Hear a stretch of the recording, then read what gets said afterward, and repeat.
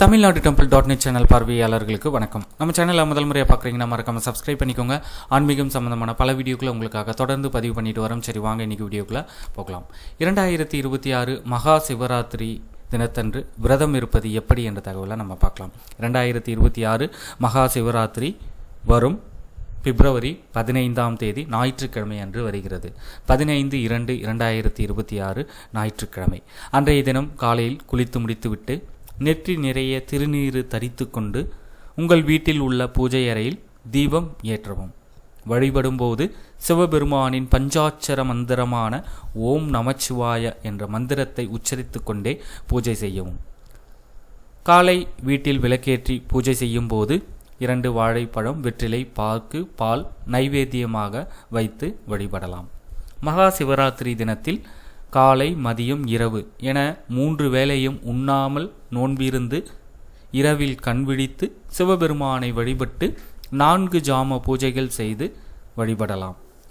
உடல்நல பிரச்சனைகள் இருந்தால் முழு நாளும் உணவு அருந்தாமல் இருக்க முடியாது என்பவர்கள் அவல், பழச்சாறு, பழங்களை சாப்பிட்டு இந்த விரதத்தை மேற்கொள்ளலாம்.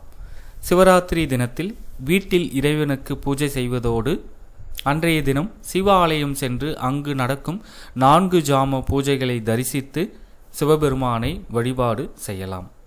மகா சிவராத்திரி தினத்தில் குறைந்தபட்சம் ஒரு வில்வ இலையையாவது சிவபெருமானுக்கு அர்ச்சித்து வழிபடுவது என்பது சிறப்பு.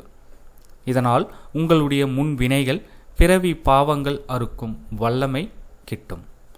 சிவனின் துதியும் சிவ ஆராதனையும் அனைத்து நன்மைகளையும் நமக்கு அளிக்கும்.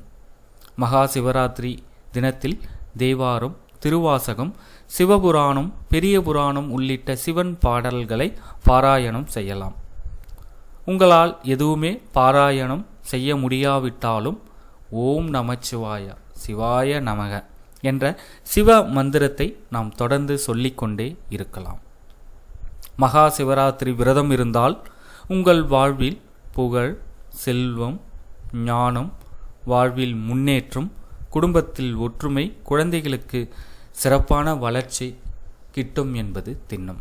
இந்த ஆன்மீக தகவலை உங்களுடைய நண்பர்களுக்கும் தெரியப்படுத்துங்க. நன்றி, வணக்கம்.